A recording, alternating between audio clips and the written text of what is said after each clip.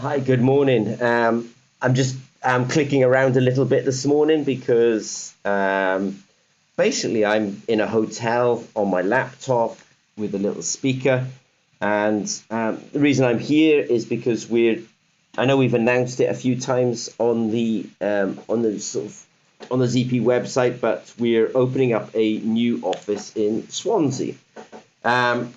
It doesn't mean we've shut down anything else anywhere else. We've just got a bit more ambitious, and we've actually opened up, as I say, this quick office in Swansea.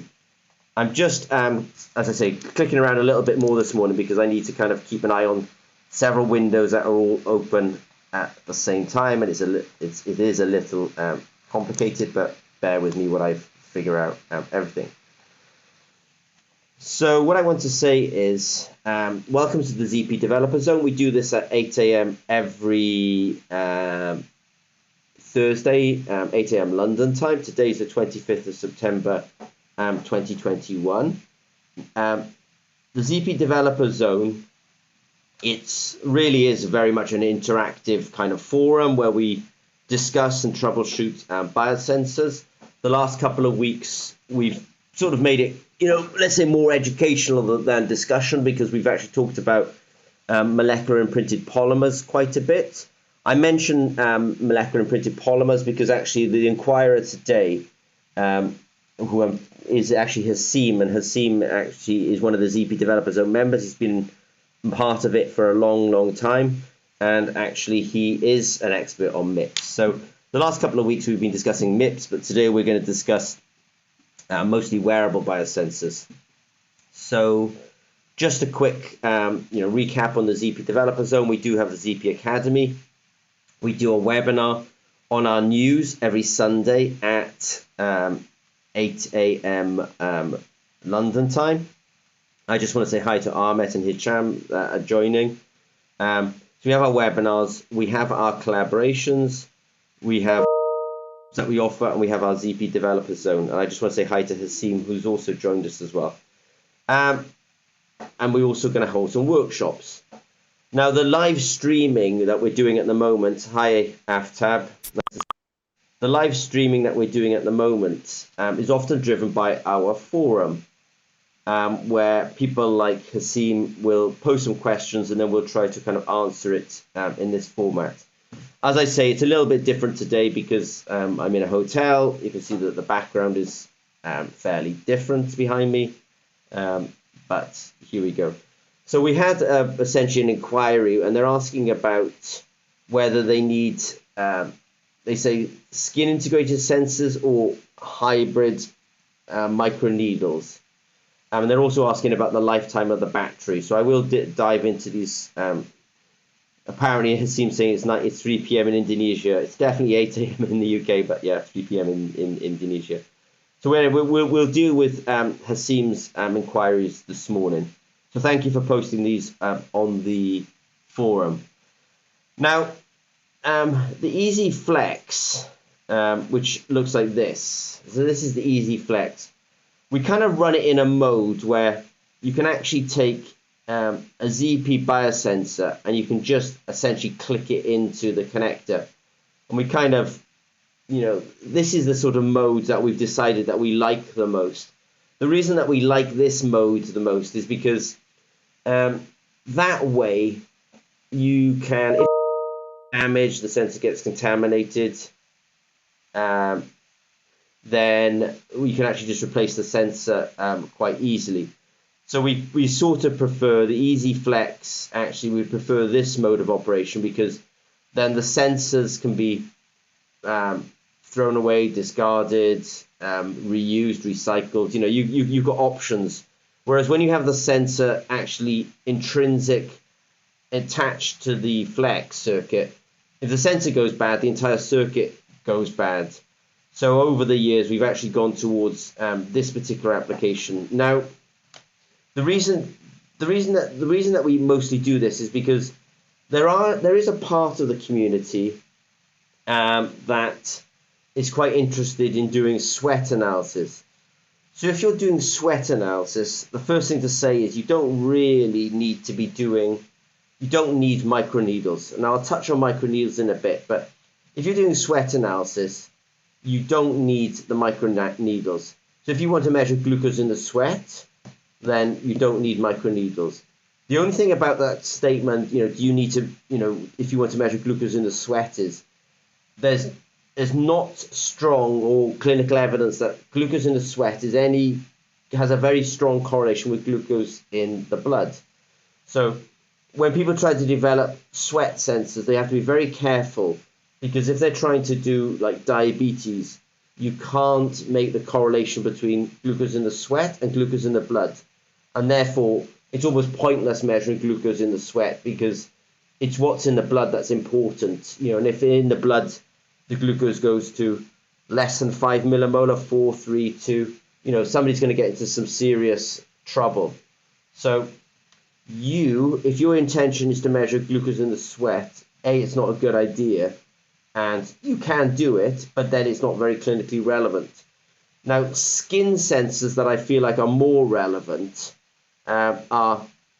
there are many people trying to develop lactate sensors for doing sweat monitoring, and they're trying to make the argument that they can use this on athletes. So if you're going to do sweat monitoring, then I think lactate is interesting. If you're going to do sweat monitoring or skin monitoring, then potassium is interesting, because I think potassium is considered a marker for dehydration. And also sodium is an interesting marker for dehydration, because the sodium and potassium levels will go up in sweat, apparently, if you're sweating a lot and if you're dehydrated. So these are interesting markers.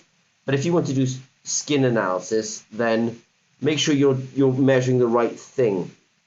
Let's say. So just now, of course, what's useful about this Easy Flexit is it is Bluetooth enabled. So that's quite cute, because I'll show you in a bit that we actually have some software on our website that you can make a Bluetooth connection between your PC and this aerial. So the reason I'm having this is because Hasim has asked whether he needs to use like hybrid, or whether he needs to use hybrid or microneedles. Whether you need to use microneedles depends on what you're trying to measure.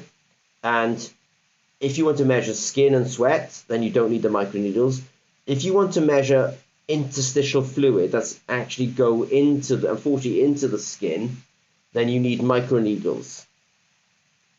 And I just want to make the point that we actually do have some software on the website that will actually connect and make a Bluetooth connection to this technology as well. Now, a slight divergence here, but one of the things that Hasim is concerned about is the battery life. He's like saying, is it 1 year? Hasim, I think the battery life, these batteries are very, very thin. They're very small. I mean, the battery life on these things is literally 30 hours. So, no, they're not 1 year. Now, what we do is we send a battery pack so that you can use what's called AA batteries with it. So when you're testing, you do not want to be using these batteries, because these batteries are fairly valuable. They're precious. You don't want to be using them in R&D. So for R&D purposes, we actually send a holder for AA batteries, because then, AA batteries are a lot more, they're much more commoditized. You can get them quite easily. But no, the battery life most of the time is not, it's really not more than 30 hours. So, so be very careful with that. And actually, in order to test and do R&D, we send these crocodile leads and a little battery holder so that you can use AA batteries, and that way then you're not essentially wasting some quite precious batteries. So one of Hasim's questions was batteries. So yes, batteries do not have a 1 year lifetime. They really don't. You've got to be quite careful with them. They're quite valuable. I mean, it's probably worth saying that on the website we do have a lot of videos about stuff.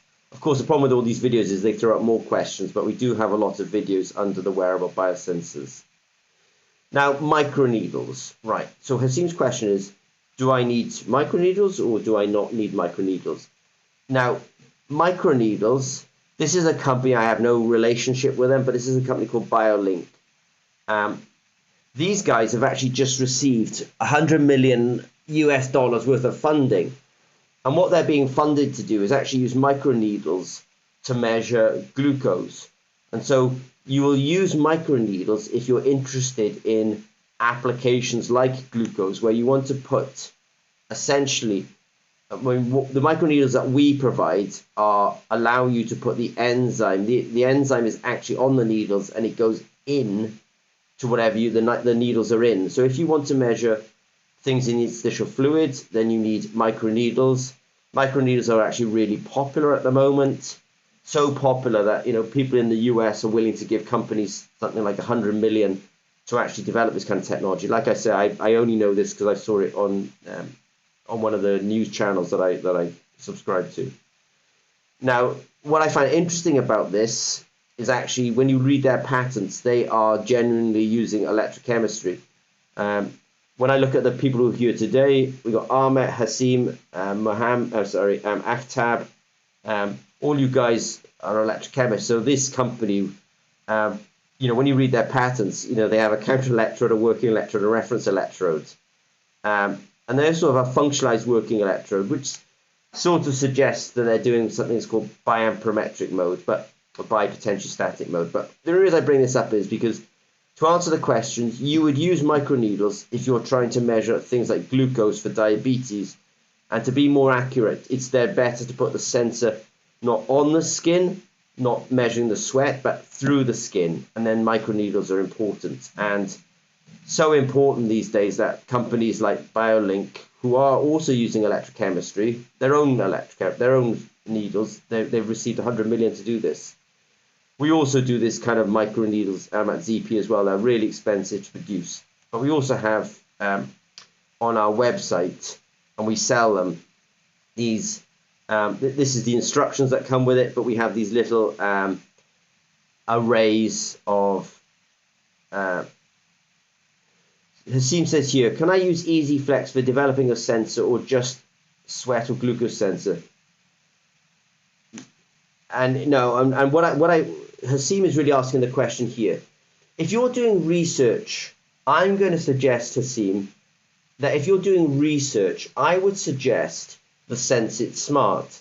Now, Hasim is in Indonesia, and actually he can get the Sensit Smart from Zimmer Peacock. So I'm coming slightly off topic here, guys, but the EasyFlex is really a platform for people who want to do development of a product. So if you're in your product phase and you genuinely are like a company and you want to make a product to, put on the arm and start doing glucose sensing, then the EasyFlex is a good option for you. If you're really a researcher and you want to try things like, I'm not sure if I want to measure sodium in sweat, I'm not sure if I want to measure potassium in sweat, I'm not sure if I want to measure the conductivity of sweat, I'm not sure if I want to use microneedles. If you're in that R&D phase, then you really want to use the Sensit Smart. And I will sort of change screens a little bit and kind of dig into that a little bit. So we do microneedles. I will say one thing, these microneedles will work with a Sensit Smart as well. Because the pitch of these needles will click into that device. The reason I'm sort of suggesting the Sensit Smart is because the Sensit Smart is really an R&D piece.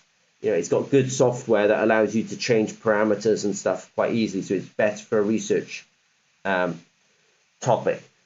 I know I'm slightly off topic here, but of course, with EasyFlex, we do have the software on the website. You can download it. It's all up there. You don't need to contact us and stuff like that. Yeah. So Aftab is saying the same. Sensit Smart is good for research.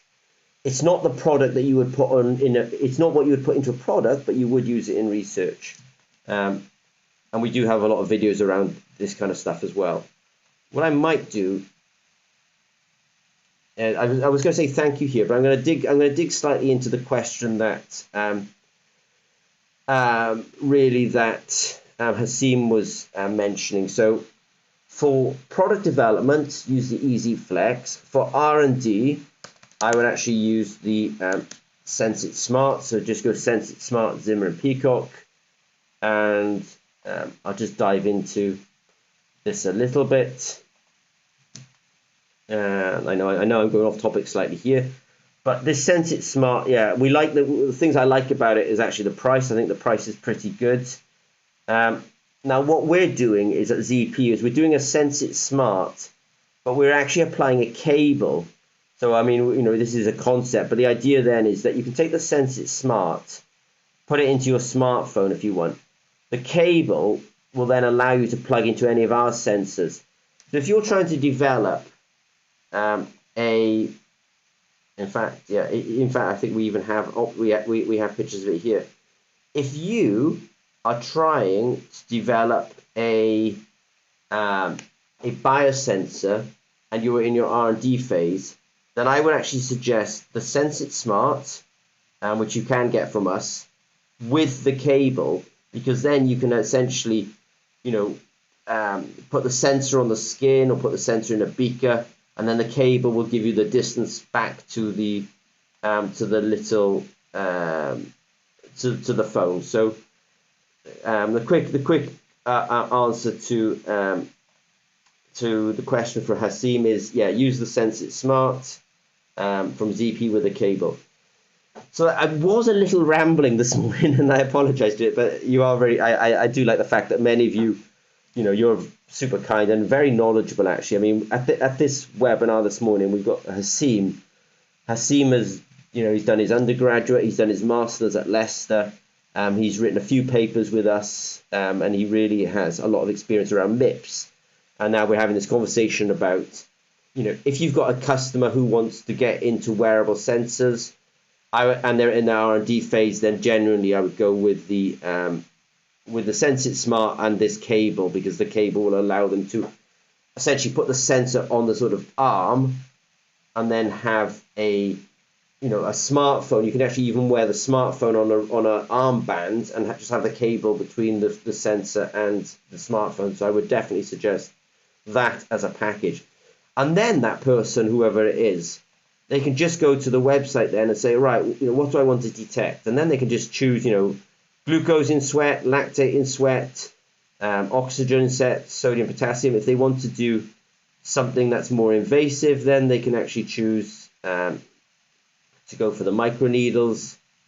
And I got to find myself here. Yeah, then they can start choosing to do glucose or lactate and the microneedles. So what I will do is I will say I'm in Swansea today, guys, so it's a little bit different because obviously the background's different. I've got quite a few meetings, but I do want to thank you all for, as per normal, you guys are always, say hello to us, and I appreciate it very much.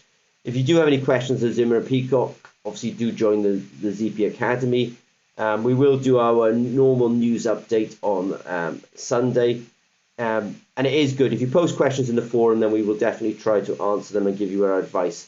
And I think on this occasion, we're kind of saying, you're in the R&D phase, don't use the Easy Flex, because the Easy Flex is really for companies in there who are really doing product development. But actually in the R&D phase, I would use the Sense It Smart. Good price, good small form factor.